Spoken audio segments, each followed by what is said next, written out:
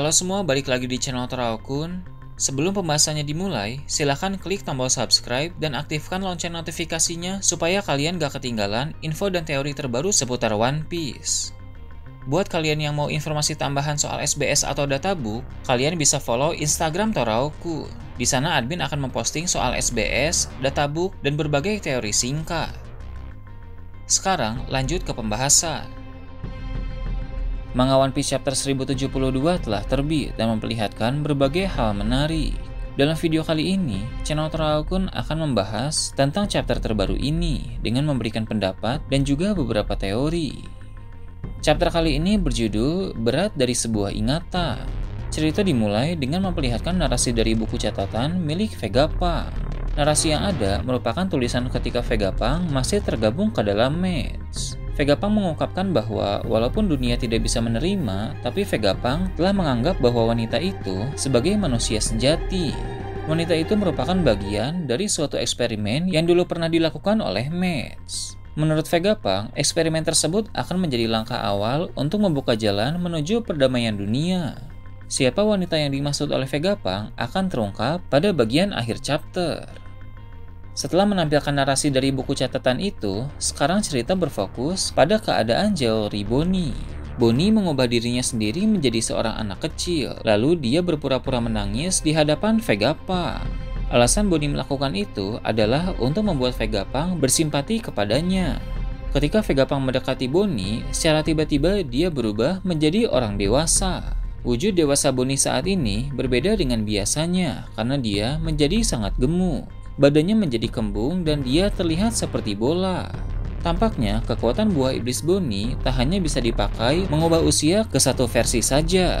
Ketika dia mengubah dirinya sendiri ke usia tertentu, ada beberapa variasi wujud yang bisa dia pilih. Misalnya, wujud orang dewasa dengan tubuh normal atau wujud orang dewasa dengan tubuh gemuk. Kemungkinan besar Bonnie juga mampu melakukan hal yang sama kepada orang lain. Dia bisa mengubah usia orang lain ke dalam beberapa variasi wujud. Seperti contoh beberapa waktu yang lalu, Bonnie pernah mengubah Luffy ke dalam usia orang tua dan Luffy menjadi orang tua yang lemah. Mungkin saja ada variasi lain di mana Luffy bisa diubah menjadi orang tua sehat seperti Gar. Kekuatan Bonnie ini bisa sangat berguna jika dia menjadi sekutu. Bonnie yang berhasil membuat Vegapunk mendekat melakukan hal yang sangat menarik. Dia mengeluarkan usia dari Vegapunk, dan usia Vegapunk itu tampak seperti batu permata. Setelah itu, dia mengubah usia Vegapunk menjadi bayi. Walau Vegapunk sekarang berada dalam wujud bayi, tapi Vegapunk mampu untuk berbicara. Sepertinya, itu karena Vegapunk adalah orang yang sangat jenius, sehingga walau masih bayi, dia bisa berbicara dengan baik. Vegapunk yang melihat permata berkilauan juga terkejut karena itu adalah usianya yang dikeluarkan oleh Bonnie.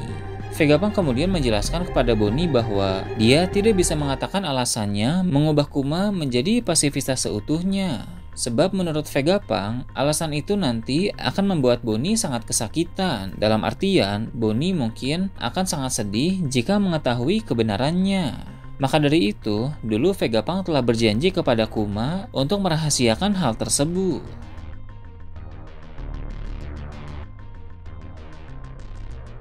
Bonnie pun berbalik dan melihat suatu ruangan, yang mana pintu ruangan tersebut memiliki tanda berbentuk telapak tangan beruang. Jelas ruangan itu sangat berkaitan dengan Kuma. Bonnie pun mendekati ruangan tersebut, lalu dia membuat pintu ruangan itu menjadi busuk sampai hancur. Teknik semacam itu mirip dengan kemampuan buah iblis milik Shinobu. Setelah pintu hancur, suatu kilas balik tentang Kuma dan Vegapunk pun dimulai. Dalam kilas balik itu, Kuma memakai baju pasien. Dia tidak menggunakan topi sehingga rambut Kuma terlihat dengan jelas. Di sana, Vegapunk berkata bahwa seorang ilmuwan dari West Blue menemukan bahwa berat manusia berkurang 21 gram ketika mereka mati. Itu berarti 21 gram merupakan berat atau bobot dari jiwa manusia. Kemudian Vegapunk menjelaskan kepada Kuma tentang kemampuan buah iblis Nikyu Nikyu no Mi yang dikonsumsi oleh Kuma. Buah iblis tersebut bisa membuat hal-hal yang tidak berwujud menjadi berwujud atau hal-hal non-fisik menjadi fisik. Contohnya, rasa sakit adalah sesuatu yang tidak berwujud, tapi Kuma bisa mengubah rasa sakit menjadi semacam energi nyata dan dapat mendorongnya keluar dari tubuh seseorang. Tentu kita ingat bahwa Kuma pernah melakukan hal tersebut kepada Luffy saat di Thriller Bar, di mana Kuma mengeluarkan rasa sakit Luffy dan memindahkannya kepada Zoro. Selain rasa sakit, harusnya kemampuan dari buah iblis Nikyu Nikyu no Mi pun dapat dipakai untuk melakukan hal yang sama kepada imajinasi, pikiran, dan kenangan dari seseorang.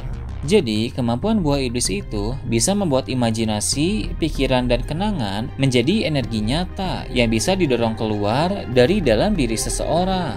Dengan begitu, Vegapunk ingin agar Kuma mencoba mengeluarkan ingatan Kuma sendiri, sebab Vegapunk ingin tahu seberapa bobot dari ingatan manusia.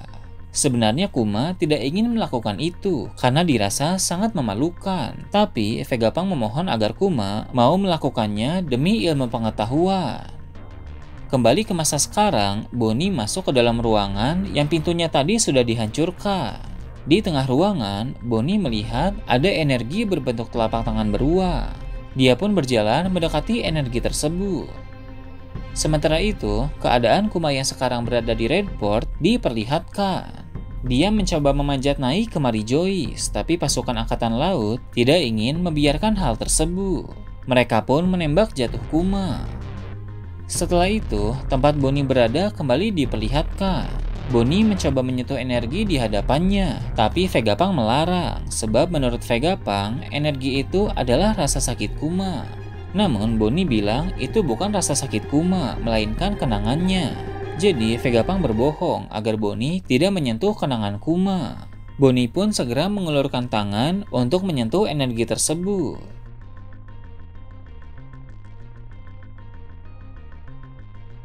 Kemudian cerita beralih ke tempat lain, tempat di mana Zoro sedang berada.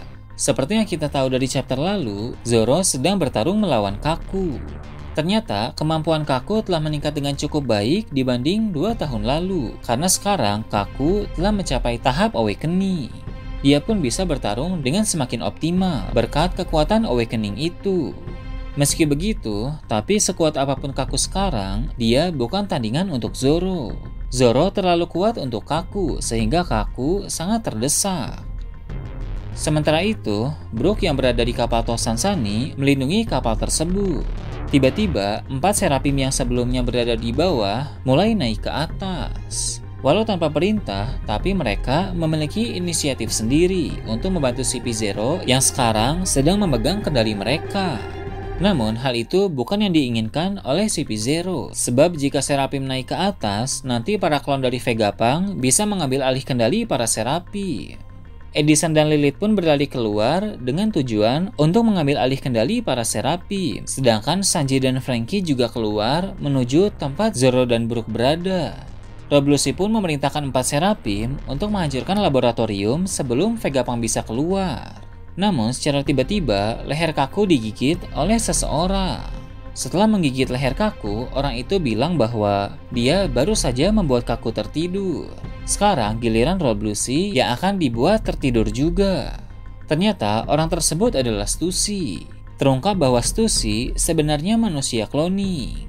Dia di-cloning dari Miss Buckingham Stussy yang merupakan salah satu anggota bajak laut Rhodes. Miss Buckingham Stussy tampaknya adalah Miss Bakin yang kita kenal sebagai ibu dari Edward Weevil. Stussy adalah wanita dalam narasi Vegapunk di awal cerita tadi. Dia merupakan manusia cloning pertama yang sukses diciptakan oleh Mads. Cerita di Egghead pun semakin menarik dengan terungkapnya fakta ini. Admin juga tertarik dengan kemampuan menggigit dari Stussy. Entah itu adalah kekuatan dari buah iblis atau Stussy merupakan ras vampir. Mengingat Stussy hanya manusia cloning, maka jika dia dari ras vampir, itu artinya Miss Bakin juga adalah seorang vampir, sebab Stussy diciptakan berdasarkan Miss Bakin.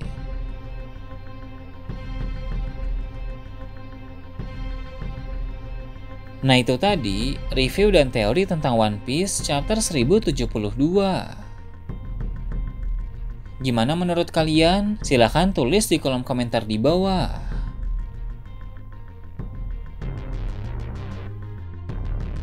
Oke, segitu aja untuk pembahasan kali ini. Jangan lupa like, share, dan subscribe untuk video menarik selanjutnya. Gue Toraukun, Shambles.